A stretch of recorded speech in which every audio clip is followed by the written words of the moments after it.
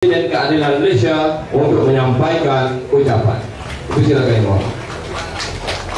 Assalamualaikum warahmatullahi wabarakatuh. Alhamdulillah rabbil alamin.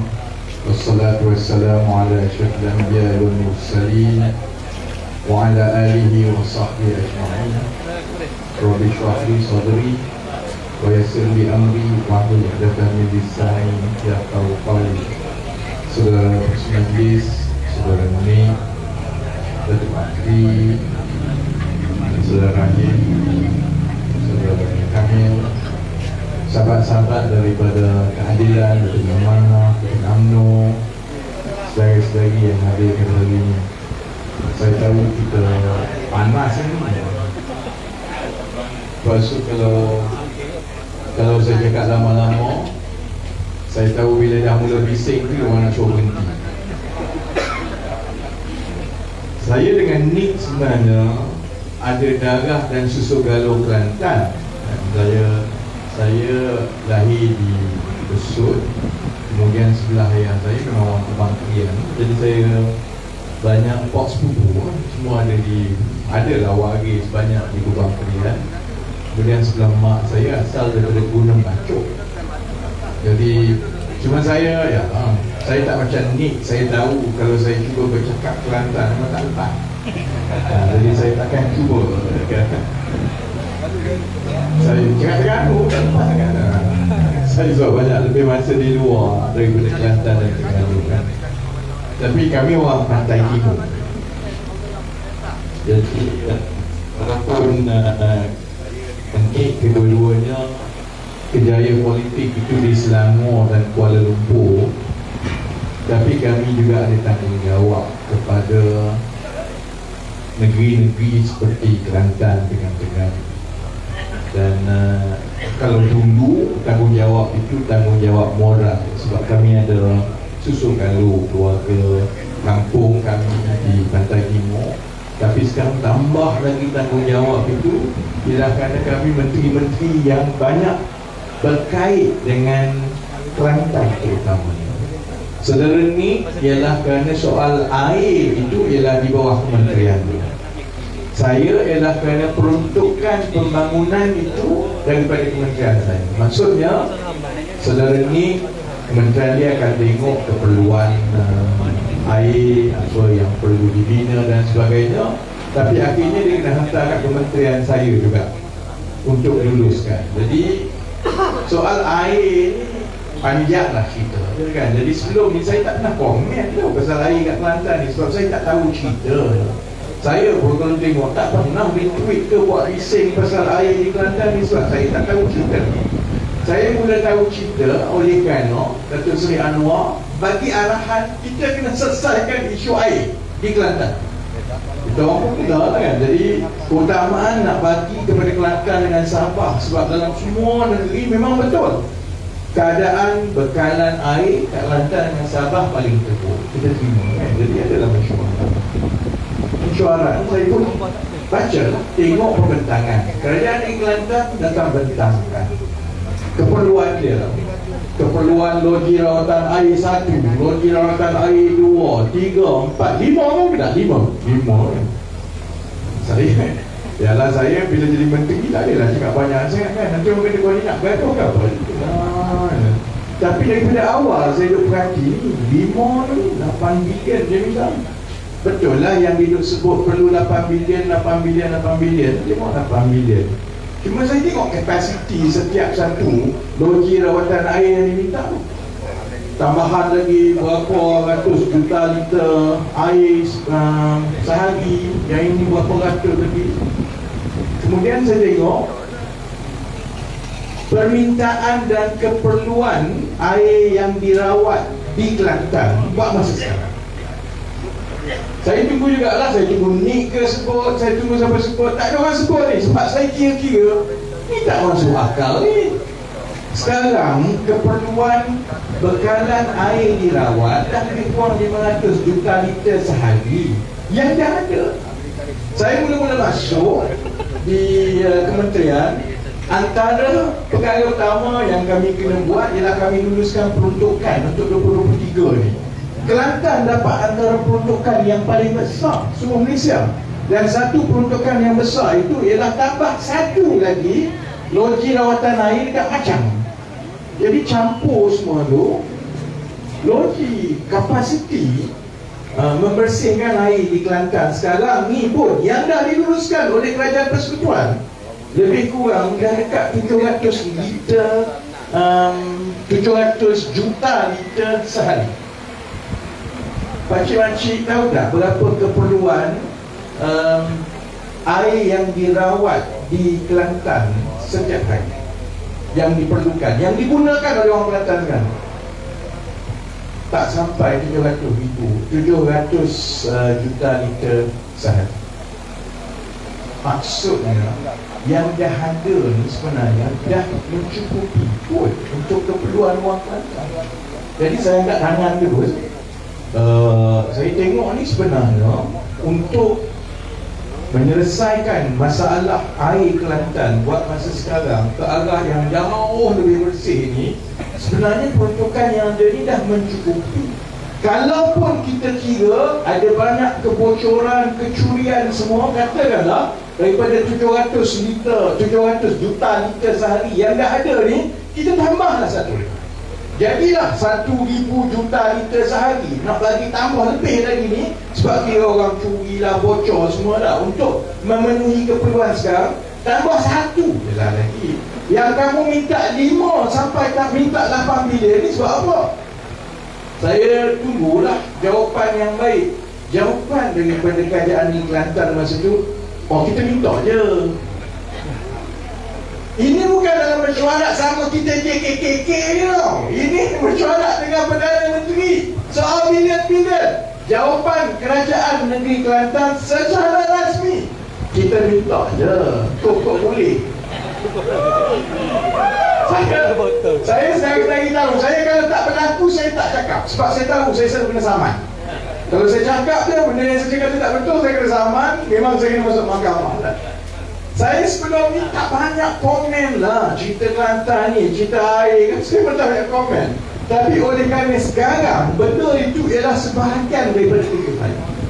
Satu ialah soal peruntukan air, satu lagi ialah Kelantan adalah di bawah wilayah pembangunan pantai timur yang diuruskan oleh Perbadanan Kemajuan pihak berkuasa Koridor Ekonomi Pantai Timur, ECR ni, dia di bawah kementerian saya. Jadi memang saya juga lah yang kena tengok kaji bagi peruntukan. Sekarang ini saya tengok, memang saya tengok dengan teliti berapa yang Kerajaan Persekutuan bagi, apa yang dibuat, apa perancangan kerajaan negeri. Jadi sebab itu saya tengok, kalau beginilah sikap kerajaan negeri Kelantan ataupun pimpinan-pimpinan konon teknokrat daripada PAS ni, mampu itu memang akan ada masalah. Sebab benda yang cukup mudah, dia nak pelepah dia tak boleh jawab soal air, dia tak boleh jawab. Orang tanya, jadi orang Kelantan ini dia jadi bahan viral. Sebab air itu memang dalam air Starbucks kan? Jadi dia jadi bahan viral di orang negeri lain. Dia tak boleh jawab. Bila dia tak boleh jawab, dia menepis. Bila dia menepis tu, dia tidak bercakap benar kepada orang Kelantan. Dia bagi gambaran seolah-olah susah sangat untuk selesaikan cerita air Kelantan ini kerana kita perlukan 8 bilion tambahan. Sebab dia tahu hampir mustahil kerajaan persekutuan akan bagi 8 bilion. Sedangkan keadaan sebenar, kapasiti loji rawatan air dah hampir mencukupi. Yang perlu untuk kita tambah lagi lebih kurang 1.5 bilion saja. Yang itu kita boleh bagi, tak ada masalah. Dan kalau peruntukan yang telah diberikan dan insya-Allah akan diberikan, kalau ini diuruskan dengan baik oleh kerajaan negeri, insya-Allah masalah air Starbucks ni tidak ada Starbucks lah kat Kelantan. Tapi dia tak cakap benar. Dia tak ngaku sampai sekarang. Dia ni amal tanya, wartawan tanya dia, ni macam mana ni? Menteri Ekonomi kata peruntukan untuk air ni sebenarnya 1.5 bilion je tambahan lagi. Loji air semua dah mencukupi, tambah satu lagi, dah okey je. Jadi apa respon Kerajaan Kelantan? Dia tak jawab. Dia jawab apa dia tau? Oh, Menteri Formula, banyak formula, dia terlupa formula mana. Itu sebenarnya yang memaksakan rakyat Kelantan. Bila kita ada kerajaan negeri yang dia tak nak bertanggungjawab kepada kelemahan selama 33 tahun pemerintah, jalan mudah dia ialah bermain politik. Dan jalan yang paling mudah ialah guna alasan undilah kami sebab kami Islam, sebab lepas itu tak payah jawab dah benda lain. Dia tak payah jawab soal, dia tak cakap benar kepada rakyat Kelantan bahawa masalah air ini boleh diselesaikan. Tetapi ada syarat dia lah. Nak selesai, dia bukan soal minta duit semata-mata. Tak ada masalah kita nak bagi 1.5 bilion. Tak ada masalah. Saya yakin kerajaan dan menteri saya tak ada masalah nak bagi. Tapi kita tak mahu benda yang lepas berulang. Contohnya apa dia? Peruntukan kepada kerajaan Kelantan memang banyak, tiap tahun banyak. Tapi kita tak tahu hasil dia macam mana, kerana kita tak nampak hasil dia di kerajaan Kelantan. Yang kedua, kalau dah orang bagi dalam bentuk pinjaman, bayarlah balik. Sebab duit itu bukan duit kerajaan, bukan duit UMNO, bukan duit PKR. Itu duit rakyat. Bila kami ambil lebih untuk bagi kepada Kelantan untuk membantu kelemahan pengurusan kerajaan di Kelantan, kami ambil duit itu daripada peruntukan negeri lain. Bukan di Kelantan dia ada orang miskin. Johor pun ada, Melaka pun ada. Melaka, Negeri Sembilan, Perak contohnya adalah contoh-contoh negeri yang mendapat peruntukan yang rendah. Ini negeri-negeri yang saya boleh rasa lah simpatinya. Sebab apa? Kami ini, saya anak tengah nombor 3. Anak tengah ni selalunya jadi mangsa lah. Sebab yang sulung itu dia dapat perhatian, dia anak pertama. Yang bongsu tu dia dapat perhatian, dia anak bongsu. Yang kat tengah ni kau pandai-pandai sendiri. Negeri pun macam itu juga. Yang kaya tu dia akan dapat tumpuan kerana mereka menjana ekonomi besar pada negara. Yang miskin itu pun dapat tumpuan sebab ramai orang miskin. Negeri tengah yang kena pandai-pandai sendiri ni, Negeri Sembilan, Melaka, Perak, memang betul pakcik-pakcik. Dia orang memang selama ini kena pandai-pandai sendiri. Tapi ada kita dengar kerajaan Negeri Sembilan ke, kerajaan Melaka ke, kerajaan Perak ke, tak kisahlah kerajaan PN ke, kerajaan Pakatan ke, ada dengar tak dia bagi alasan demi alasan soal masalah? Tak ada. Dia pandai-pandai sendiri lah. Jadi saya tak ada masalah nak bagi, tapi kenalah diuruskan dengan baik supaya hasil itu dapat, supaya bila sampai masanya untuk pulangkan balik dan bayar balik, bayarlah. Baru berlaku adil kepada semua rakyat Malaysia. Baik, apa yang kerajaan Kelantan minta? Dia minta hutang-hutang yang kerajaan negeri, kerajaan persekutuan dulu bagi atas alasan untuk menyelesaikan masalah air lebih kurang 250 juta, dia minta bagi percuma, hapus saja, hapus. Itu saya tahu dia ini permintaan dia ni, minta hapus. Negeri lain bila kita bina infrastruktur air, oleh kerana undang-undang air negara mengatakan bahawa pelaburan infrastruktur air itu dibuat oleh Perbadanan Air, Aset Air Berhad, PAAP.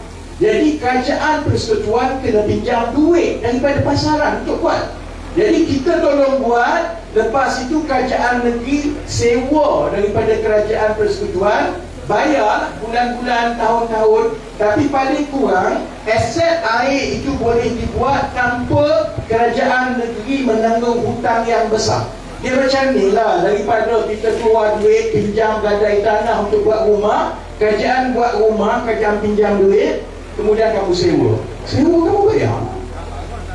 Semua negeri lain macam tu. Selangor pun macam itu. Negeri-negeri lain tak ada masalah. Bak bila sampai ke Kelantan dia minta apa? Minta bagi percuma. Jadi kalau pakcik-makcik duduk di keadaan kami, dalam keadaan kita kena berlaku adil, dan dalam keadaan memang kita dah setuju pun kita akan peruntukkan, tapi dia mestilah mengikut syarat-syarat yang adil kepada semua. Sebabnya begini, bila kita tak ikat kerajaan negeri macam tadi, itu yang jadinya mula minta 500 juta untuk selesaikan masalah air, bagi 500 juta dah selesai. Lepas tu kepada rakyat dia kata, ini kerajaan persekutuan ni, awak tiri kita ni tak Islam ni, tak mau tolong orang Islam. Saya punya lagi baik daripada ni ke lah, lagi lepas daripada ni lah, bunyi lah stik lantai dia tu lah. Dia sebab dia tahu bila dia berkempen dengan rakyat, dia boleh bermain emosi rakyat. Kononnya semua yang bermasalah ini yang dia tak boleh selesai adalah sebab rakyat negeri Kelantan dimangsakan hanya kerana negeri Kelantan memilih PAS.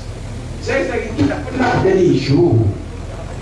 Kami daripada keadaan ini, daripada dulu lagi kita perjuangkan supaya itu bukan sebab masalah kerajaan negeri Kelantan. Ini masalah bateri ya. Dia akan kata bahawa semua ini kerana kerajaan persekutuan mangsakan orang Kelantan sebab membuat pilihan yang berbeza. Tak betul. Dia lupa bahawa PKR pun dulu kami negeri pembangkang. Kami negeri pembangkang masa Selangor, kemudian kami negeri pembangkang Pulau Pinang itu satu hal. Negeri Sembilan pun kami di negeri pembangkang. Pernah ada masalah macam ni dengan kerajaan persekutuan?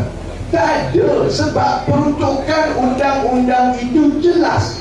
Yang mana di bawah bidang kuasa persekutuan, yang mana di bawah bidang kuasa negeri. Yang mana dari tanggungjawab kerajaan persekutuan, kami terus bantu. Sebab itu di bawah pihak berkuasa koridor, kalau saudara-saudara tengok banyak projek-projek yang ada di Kelantan dengan Terengganu, sebenarnya bukan duit kerajaan negeri pun.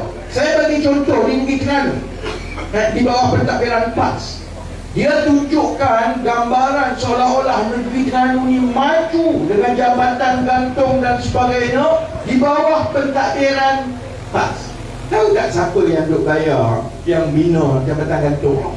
Bukan kerajaan PAS lagi, itu kerajaan persekutuan di bawah duit kerajaan persekutuan. Saya tahu sebab itu peruntukan kementerian saya. Saya tahu.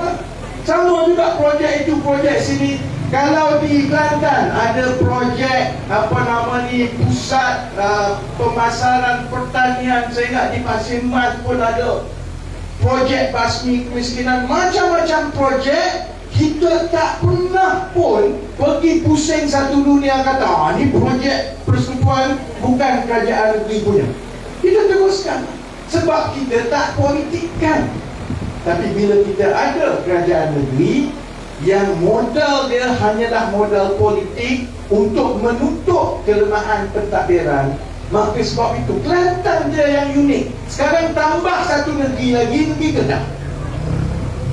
Kedah pun dia dah nak jadi macam Kelantan. Bagi contoh, dia buat bising kononnya kerajaan persekutuan nak halang kemajuan negeri Kedah dengan tidak meluluskan lapangan terbang. Saya sendiri tahu tak macam mana proses dia.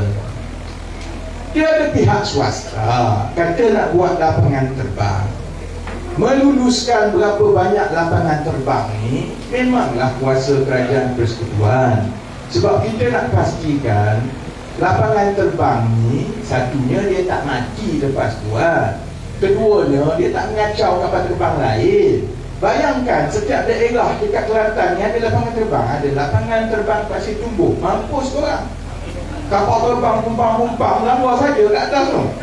Sebab tu tak boleh. Ketiga, juga untuk memastikan bahawa benda ini tidak menjadi manipulasi pihak-pihak tertentu, kerana infrastruktur ni bukannya benda swasta, ini benda kerajaan. Memanglah dikata awal-awal kami nak buat swasta, sebab duit bagi pihak swasta ialah masa nak bina tu.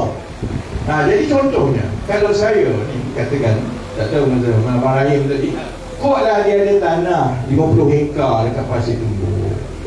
Dia pun fikir, kalau aku jual dekat orang Pasir Tumbuh ni, berapa sen lah sangat dapat 1 hektar. Saya akan dapat duit lagi banyak kalau saya jual 50 hektar ini untuk buat projek lapangan terbang. Jadi dia pun kata, sebagai pihak swasta, saya nak bangunkan lapangan terbang kat sini. Minat dia nak jual tanah dia tu je dulu. Jadi bila jual tanah, duit dia dapat dah. Dia beli apa jadi dekat lapangan terbang tu. Kemudian lagi pula pihak swasta satu lagi kata, oh, saya akan bina lapangan terbang.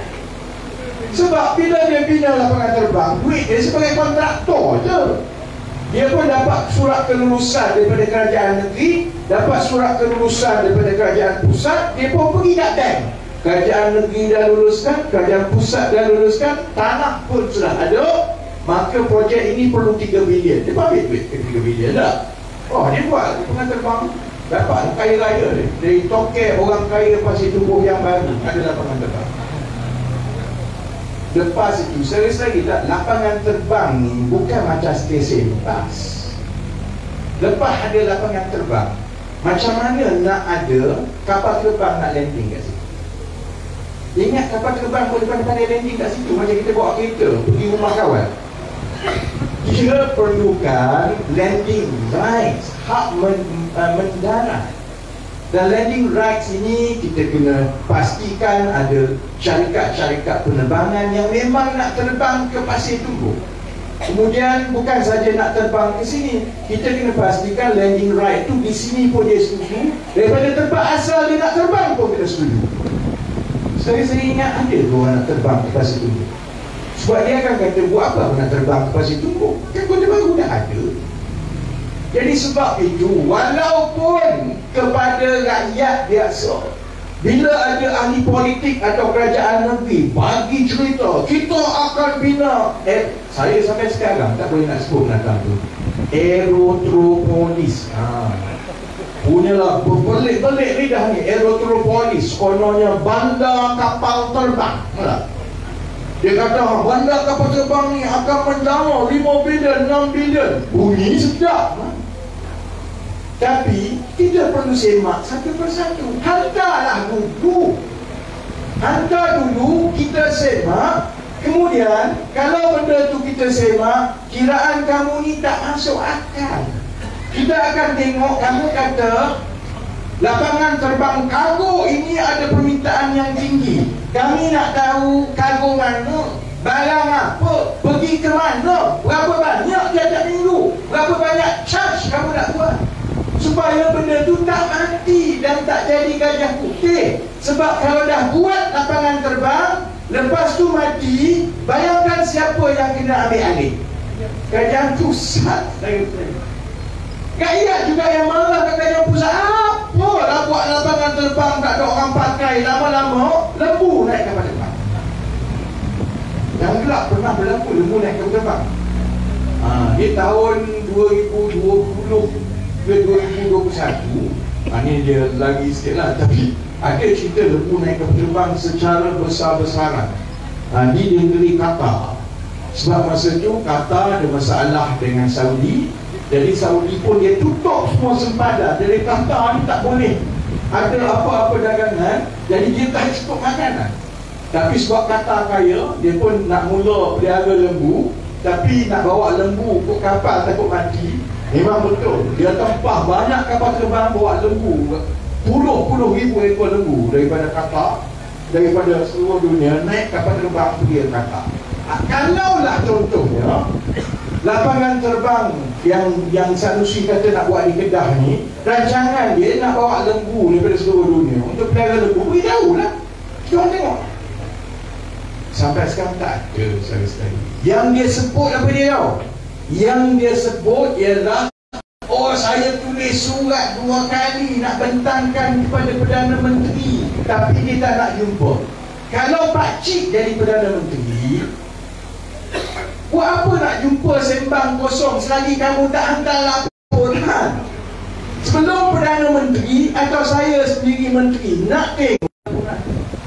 Dia tak cakap contohnya idea tentang lapangan terbang Kulim ni bukan jadi isu sekarang. Ini dimulakan tahun 2015. Dulu hantar kepada kerajaan pusat masa bila nak minta balik ni, dia mula gunakan sebagai ilmu silat politik dia lah.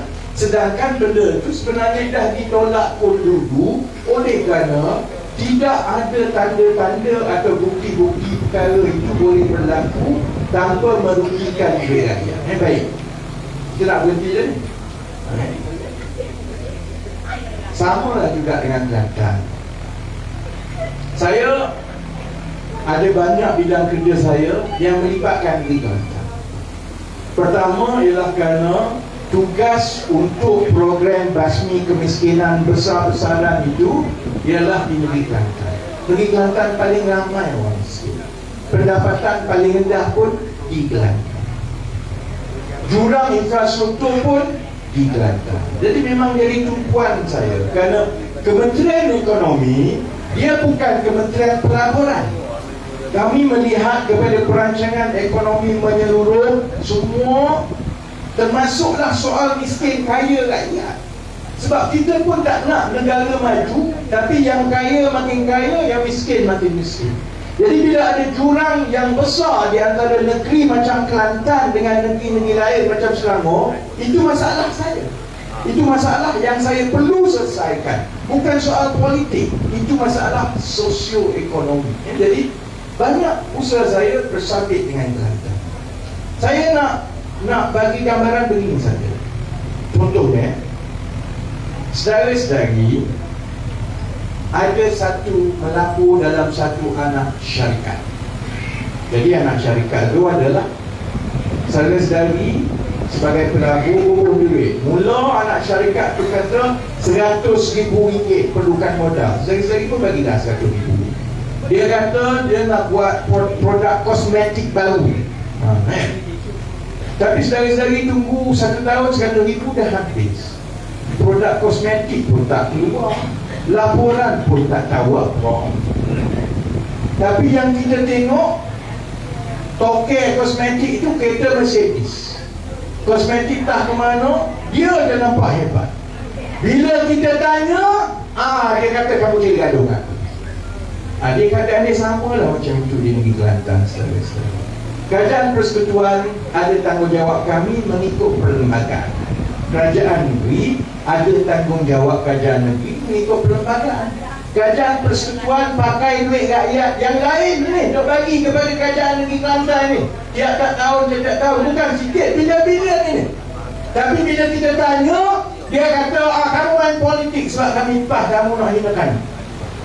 Jadi kita buat macam mana pun dia akan kata ini sebenarnya tak Islam.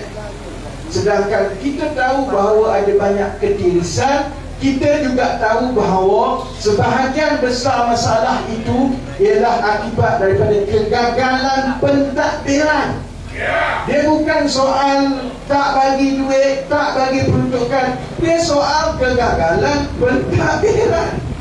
Jadi dia bukan soal mengaduh. Kita nak selesai masalah. Tapi kalau pakcik-pakcik berada di tempat saya pun, kami ada hak untuk minta tolong daripada rakyat Kelantan. Sampai bila kita nak berterusan keadaan? Kerana hutang yang diambil, yang tidak diuruskan dengan baik, yang terus jadi hutang ini, hutang kerajaan negeri Kelantan, diwariskan kepada rakyat Kelantan yang muda. Dan bila ada kerajaan persekutuan atau menteri ekonomi atau menteri kewangan seperti kami, takkan kita semua dia tahu maafkan. Habis kalau satu negara, setiap negeri minta maafkan, seronoklah jadi kerajaan. Dapat duit bilion-bilion hebat gini-gini, bila tak boleh bayar semua, tolong maafkan. Akhirnya siapa yang akan tanggung selesai? Rakyat yang akan tanggung. Jadi sebab itu saya akan ada siri pusing Kelantan ni banyak kali lagi lah. Saya siapa yang mengikuti saya pun faham, saya kalau tidak ada peluang untuk menang, saya tak jenguk. Dalam pilihan raya umum yang lepas, kawan-kawan pakatan ada kecil hati sebab saya tak datang sekali pun berkempen di Kelantan. Sebab saya rasa masa itu tak ada peluang nak menang. Jadi saya tak datang kan.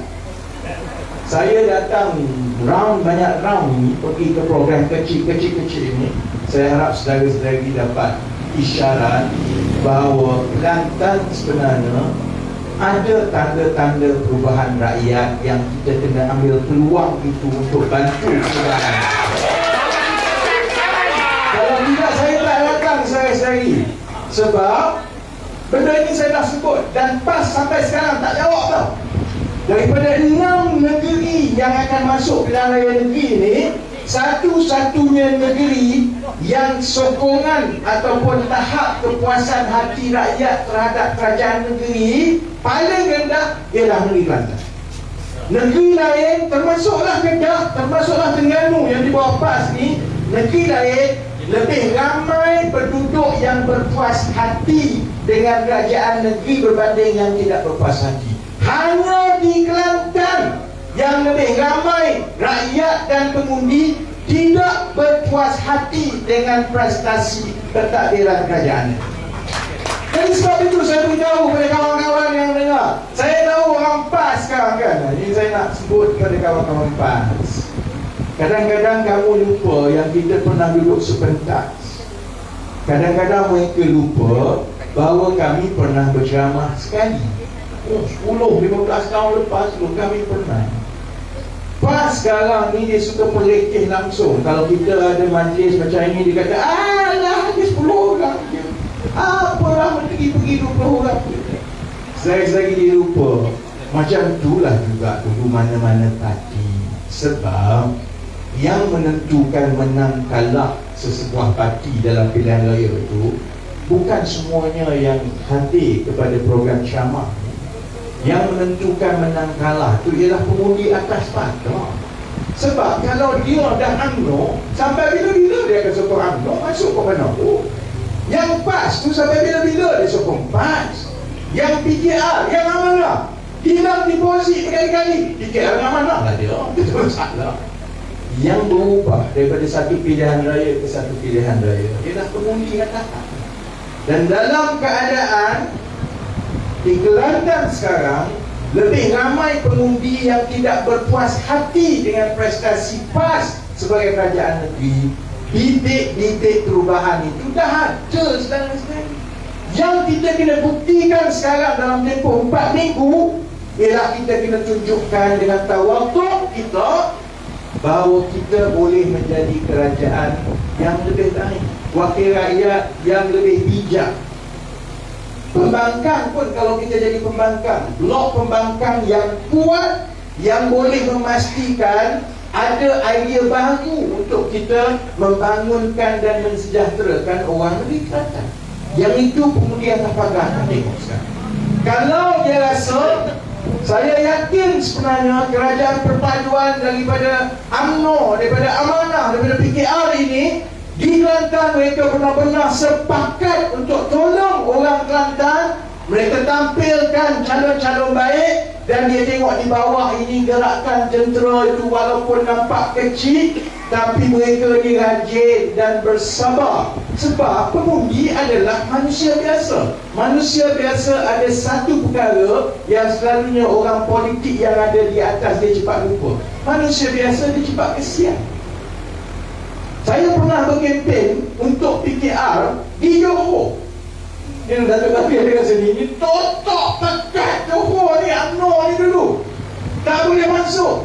Awal-awal saya pergi memang dah ada 5 orang, kemudian 10 orang, kemudian 20 orang. Tapi saya tahu ada satu perkara pasal jiwa dan naluri manusia, terutamanya pengundi pagar, dia suka parti-parti politik yang rajin. Jadi lagi bila kecil dia tengok walaupun orang tak pergi, masih lagi buat kerja, masih lagi tolong, masih lagi menerangkan, dia akan rasa sebenarnya parti ini nampak ikhlas. Dia nampak betul-betul nak tolong. Simpati rakyat itu juga penting.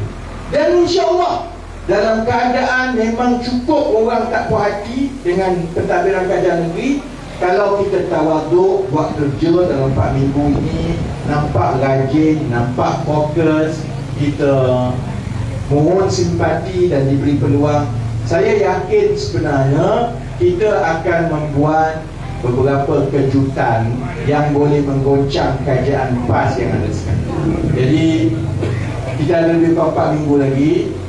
InsyaAllah peluru kita simpan, jangan tembak terus kan? Sikit.